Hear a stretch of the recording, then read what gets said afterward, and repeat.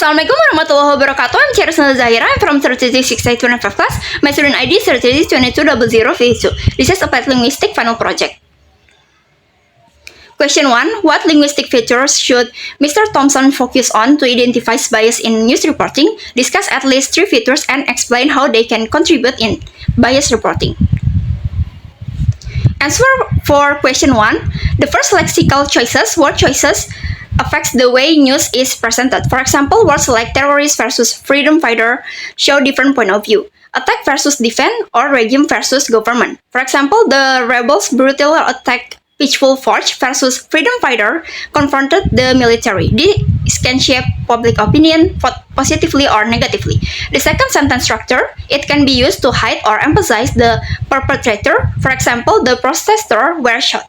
Hides who shoot, while police shot the protester, clearly show the perpetrator. This makes the action appear neutral or disguise responsibility. The third, framing and presupposition, frame through the selection of which information is highlighted and how the narrative is shaped. For example, the minister finally admit the failure contains the assumption that there was indeed a failure.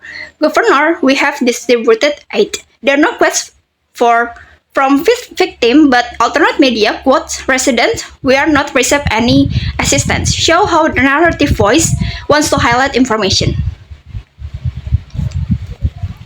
Question 2. How can the government promote the use and preservation of indigenous languages through education?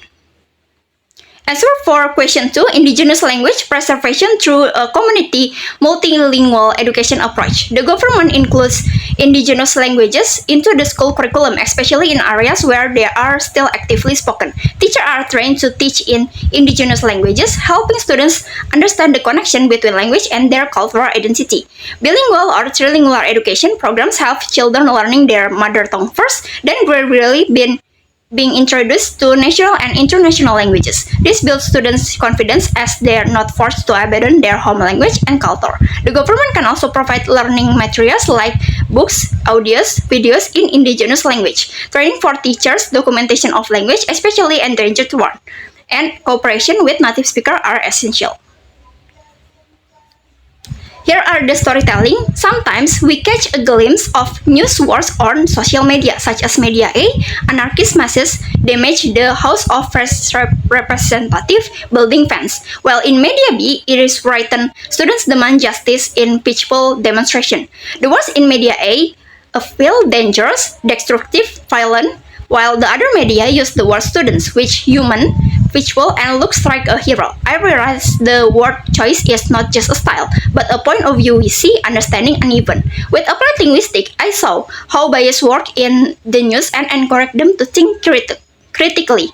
Peaceful action were carried out by activists as a form of protest against the neglect of forest fire. The article created a more positive atmosphere than environmental activists burn used tires in protest.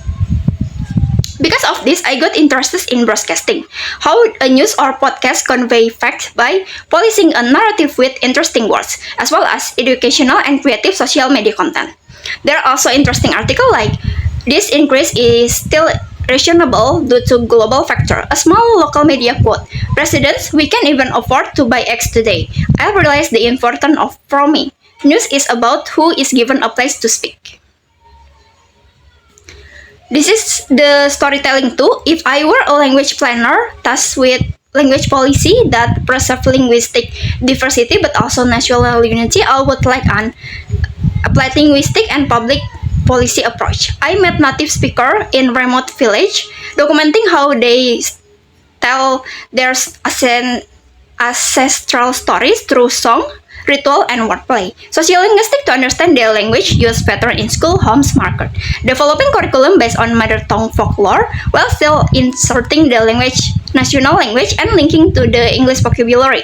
Train teacher with applied linguistic and TEFL approaches so that they not only teach but preserve cultural heritage. Make slogan regional language soul of the nation. In small classroom in the foot of mountain, children discuss in their mother tongue.